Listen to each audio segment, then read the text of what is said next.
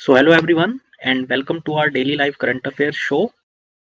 और आज हम मेनली यहाँ पर डिस्कस करेंगे 12th ऑफ जनवरी और 13th ऑफ जनवरी के अभी तक के जितने भी इंपॉर्टेंट न्यूज़ और अपडेट्स हैं उनको। और इसी तरीके से आपको पता है मैं डेली आपके साथ लाइव जुड़ता हूँ, ठीक है। मॉर्निंग में जितने भी इंपॉर्टेंट न्यूज़ होती है, अपडेट्स होते हैं, उन्हें हम डिटेल्ड फॉर्म में यहाँ पे कवर कर लेते हैं। खासकर आपके बैंकिंग एग्जाम्स या एसएससी या कोई भी अगर आप कॉम्पिटिटिव एग्जाम की प्रिपरेशन कर रहे हैं तो उनके पॉइंट ऑफ व्यू से हम यहाँ पे डेली अपडेट को डिस्कस करते हैं। तो आपसे मेरा हमेशा ये रिक्वेस्ट रहता है कि कोशिश करा करें 10 से 12 मिनट का ही मैक्सिमम ये हमारा सेशन रहता है, तो इसे आप अटेंड करा करें ताकि आपके मैक्सिमम क्वेश्चंस जो है वो करंट अफेयर के यहीं पर ही कवर हो जाए। ठीक है, तो चलिए स्टार्ट करते हैं आज का सेशन। इंपॉर्टेंट की पॉइंट्स को side by side note down करते चले या स्क्रीनशॉट ले लीजिएगा। ओके, तो पहला है गवर्नमेंट ने देखिए स्टार्ट कर दिया है कोविड-19 की वैक्सीन का डिस्ट्रीब्यूशन या ट्रांसपोर्टेशन अगर हम कहें तो। आपने अगर कल देखा भी हो न्यूज में, तो खासकर जो सीरम इंस्टीट्यूट ऑफ इंडिया है उनकी जो वैक्सीन है उनका डिस्ट्रीब्यूशन स्टार्ट हो भी चुका है ऑलरेडी। काफी सारी सिटीज 13 सिटीज में जो है इनके कंसाइनमेंट पहुंचा भी दिए गए हैं। और मैंने आपको बताया कि 16 ऑफ जनवरी से जो है स्टार्ट किया जाएगा वर्ल्ड का, कह सकते हैं अभी तक का लार्जेस्ट वैक्सीनेशन ड्राइव। क्योंकि मैंने आपको बताया इसमें सबसे पहले तो देखिए जो हमारे 3 crore front line health workers है, जिसमें डॉक्टर्स हो गए, पैरामेडिक स्टाफ, को कवर किया जाएगा। और उसके बाद जो है वो लोग जिनकी एज 50 से ऊपर है या अगर जिनकी 50 से कम भी है लेकिन उनको कोई और डिसीज है जैसे शुगर हो गई, ठीक है, देन इसके अलावा कोई हार्ट से रिलेटेड अगर डिसीज है तो उनको भी इस प्रायोरिटी के अंदर रखा गया। तो उनकी वो अराउंड 27 करोड़ लोग हैं ऐसे भारत के अंदर। तो 27 plus with 3 crore health care worker, तो 30 करोड़ का पहला टारगेट है फेज 1 के अंदर।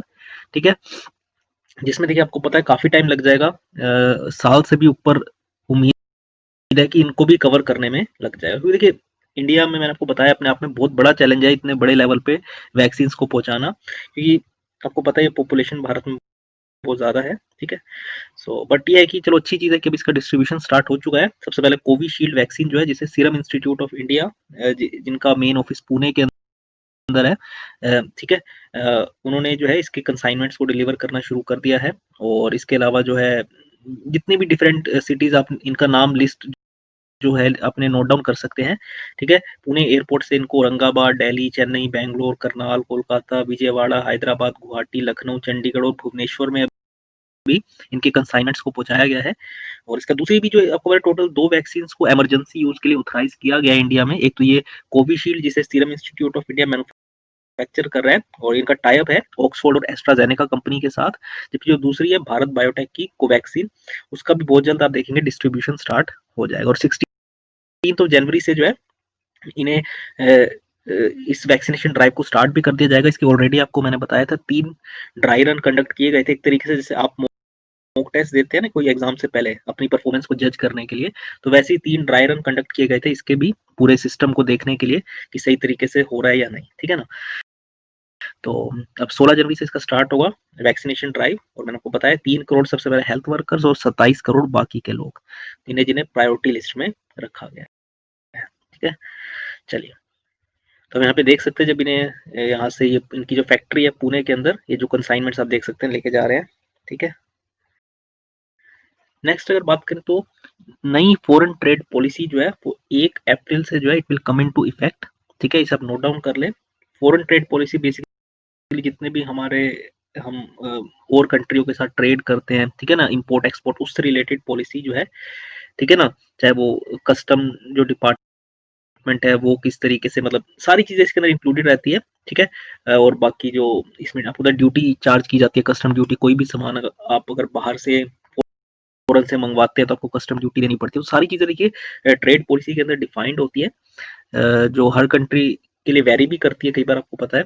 ठीक है, जिनके साथ अच्छे रिलेशंस होते हैं उनके साथ जो है उनपे उनके प्रोडक्ट्स पे जो है कस्टम ड्यूटी ज्यादा नहीं लगाई जाती।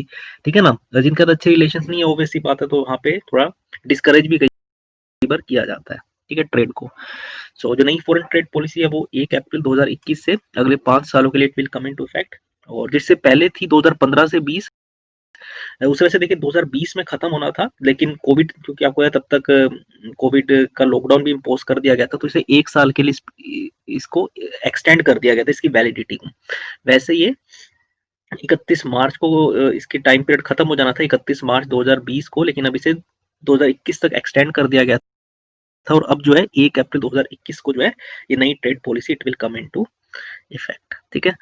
एंड जो बताया जा रहा है कि the policy will strive to make India a leader in the area of international trade and channelize the synergies gained through merchandise and services exports for growth and employment with a goal to make India a $5 trillion economy.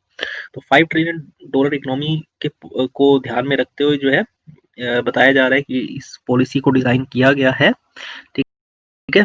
और जितने भी stake holders है उनको भी जो है इसके अंदर इंक्लूड किया गया है जब ये पूरी इस पॉलिसी को फ्रेम किया जा रहा था तब, और and it will come into effect from 1 अप्रैल।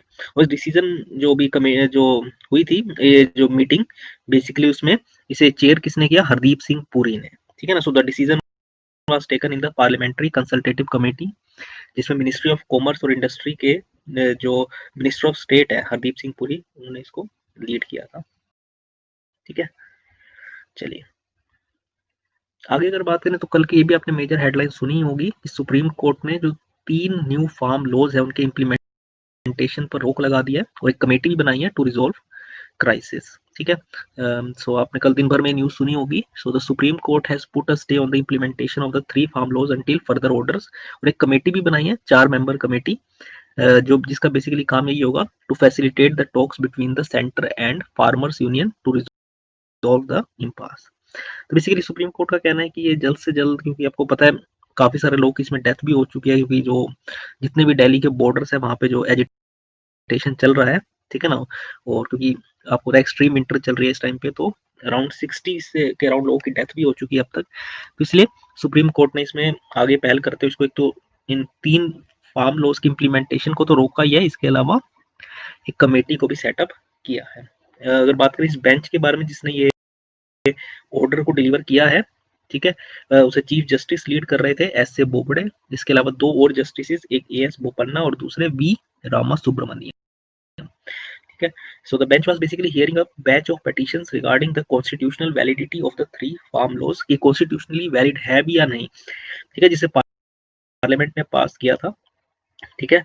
और बेसिकली और एक ये भी प्ली कुछ थी कि जो प्रोटेस्टिंग फार्मर्स है, क्योंकि देखिए आपको पता है सारी रोड्स ब्लॉक है ऑलमोस्ट दिल्ली को जाने वाली, तो क्या उन्हें डिस्पर्स किया जा सकता है किसी और प्लेस पे, अगर वो अपने इस प्रोटेस्ट को शिफ्ट करते हैं, तो उसको लेके भी कुछ जो है प्लीज आई हुई थी, ठीक है, जिन्हें वो हियर करते उन्होंने इस ऑर्डर को डिलीवर किया है, ठीक है। आगे देखते हैं जो भी कोई अपडेट इसमें निकल के आएगा तो मैं जरूर आपके साथ शेयर करूंगा, ठीक है। आगे अगर बात करें तो डिफेंस सेक्रेटरी है भारत के, उन्होंने को चेयर किया है 13th India Vietnam defence security dialogue. तो 13वां इंडिया वियतनाम के बीच में डिफेंस सिक्योरिटी डायलॉग को डिफेंस सेक्रेटरी जो है डॉक्टर अजय कुमार ही को chaired the 13th India Vietnam defence security dialogue along with his Vietnamese को चेयर या काउंटर पार्ट, जिनका नाम है जैन नेजुएन ची विन, जो कि डिप्टी डिफेंस मिनिस्टर है वियतनाम के। अगर मेरे से प्रोनाउंसिएशन में कोई गलती हुई हो तो जरूर, ठीक है, आप इसे नाम आप इनका जरूर नोट डाउन कर लें, ठीक है। और इस वर्चुअल इंटरेक्शन के दौरान बोथ द कंट्रीज या both of them expressed satisfaction at the ongoing defence cooperation between the two countries. आपको पता है हाल ही में इंडिया और वियतनाम के खासकर डिफेंस सेक्टर में जो रिलेशंस है, खासकर जो एग्रीमेंट्स है, वो काफी ज्यादा इंप्रूव हुए हैं, and both the sides reviewed the progress on various bilateral defense cooperation initiatives and expressed commitment to further elevate engagements, और फर्दर आगे किस तरीके से इन रिलेशंस को इंप्रूव किया जाए, ठीक है ना। नए डिफेंस कोऑपरेशन को लेकर भी, नए एरियाज को लेकर भी इसमें डिस्कशन की गई, ठीक है ना, basically under the framework of comprehensive strategic partnership. मैंने आपको बताया कि इंडिया वियतनाम के रिलेशंस इसलिए भी काफी इंपॉर्टेंट है क्योंकि आपको पता होना चाहिए कि चाइना और वियतनाम के रिलेशंस अच्छे नहीं है, ठीक है। तो इसलिए बहुत जरूरी है, क्योंकि जो खासकर इस वक्त एलएसी पर जो स्टैंड ऑफ चल रहा है उसको ध्यान में रखते हुए जो भी ऐसी कंट्रीज है जिनके चाइना से रिलेशन अच्छे नहीं है, हमें उनसे इस टाइम पे अच्छे अपने रिलेशंस को इंप्रूव करना चाहिए, खासकर डिफेंस से रिलेटेड। तो इसलिए जो है 13वां इंडिया वियतनाम ये डिफेंस सिक्योरिटी डायलॉग हुआ था, जिसमें defence secretary doctor Ajay Kumar ने इसे को चेयर किया। आप उसके विजुअल्स देख सकते हैं यहाँ पे, ठीक है। और आखिरी आज का हमारा अपडेट है, इसरो जो है इंडियन स्पेस रिसर्च ऑर्गेनाइजेशन, उसने अडॉप्ट किया है 100 अटल टिंकरिंग लैब्स को across the country to promote education. तो एजुकेशन को और प्रमोट करने के लिए 100 अटल टिंकरिंग लैब्स को उन्होंने अडॉप्ट किया है, ठीक है। बेसिकली ये जो एजुकेशन प्रोवाइड की जाएगी in the field of space education and space technology related innovations for school students. ठीक है ना, और आपको पता है इसरो का काम भी है, ये वो एक स्पेस एजेंसी है। So yeah, basically it will help in promoting innovation and the spirit of experiential learning among the school kids compared to traditional learning. Traditional learning आप सभी को पता है हमारे पास कोई प्रैक्टिकली हमें कोई चीज समझाई नहीं जाती स्कूल में, तो एज कम्पेयर टू यहाँ पे अगर इसरो इनको हेल्प करेगा तो ऑब्वियसली बात है काफी हद तक इन्हें प्रैक्टिकल नॉलेज भी मिल पाएगी। और प्रोजेक्ट बेस्ड लर्निंग बेसिकली रहेगी, it will improve the attitude towards research right from the school days. और बेसिकली इसका देखिए जो इनिशिएटिव है ये अटल टिंकरिंग लैब्स को एस्टेब्लिश करने का, या अटल इनोवेशन मिशन जो है, बेसिकली नीति आयोग ने इस कंसेप्ट को एस्टेब्लिश किया था। And over 7000 Atal tinkering labs है जो है अभी तक इन्हें सेटअप किया गया है अक्रॉस द कंट्री। तो basically foster entrepreneurship and innovation, तो इनोवेशन और एंटरप्रेन्योरशिप को प्रमोट करने के लिए जो है इन इस अटल इनोवेशन मिशन, जिसके अंदर फर्दर अटल टिंकरिंग लैब्स को सेटअप किया गया है। ठीक है, तो ये थे आज के हमारे इंपॉर्टेंट अपडेट्स। एक बार जल्दी से पीछे जाके गो थ्रू कर लेते हैं, रिवाइज कर लेते हैं। जो पहले हमने अपडेट्स को डिस्कस किया, तो मैंने आपको बताया 13वां India Vietnam defence security dialogue, जिसे डिफेंस सेक्रेटरी ने वो चेयर किया, डॉक्टर अजय कुमार ने। फिर मैंने आपको बताया जो 3 फार्म लॉज को सुप्रीम कोर्ट ने इनके इम्प्लीमेंटेशन पे जो भी स्टे लगाया है, और एक कमेटी भी बनाई है इस क्राइसिस को रिजोल्व करने के लिए। ठीक है, फिर मैंने आपको बताया नई फॉरेन ट्रेड पॉलिसी जो कि 1 अप्रैल से it will come into effect. ठीक है, वैसे देखिए ये 31 मार्च 2020 को ये पॉलिसी खत्म हो रही थी, लेकिन कोविड की वजह से इसको 1 साल इसके पीरियड को एक्सटेंड किया गया था। तो अब 31 मार्च 2021 को ये खत्म होगी और 1 अप्रैल से नई पॉलिसी जो है लागू हो जाएगी। और मैंने आपको बताया कि जो कोविड-19 की वैक्सीन का ट्रांसपोर्टेशन जो है वो मैंने आपको उसके विजुअल्स भी दिखाए। अराउंड 13 सिटीज में इसके कंसाइनमेंट को डिलीवर किया गया है, और 16 जनवरी से जो है पहला पूरे विश्व का हम कह सकते हैं लार्जेस्ट वैक्सीनेशन ड्राइव जो है वो स्टार्ट हो जाएगा। ठीक है, तो ये आज के हमारे इंपॉर्टेंट अपडेट्स। कैसा लगा सेशन जरूर बताइएगा कमेंट बॉक्स में। इसके अलावा अगर आपको कोई डाउट है, ठीक है, वो भी आप पूछ सकते हैं। और अदरवाइज आज की इस वीडियो में इतना ही फ्रेंड्स। Thanks a lot.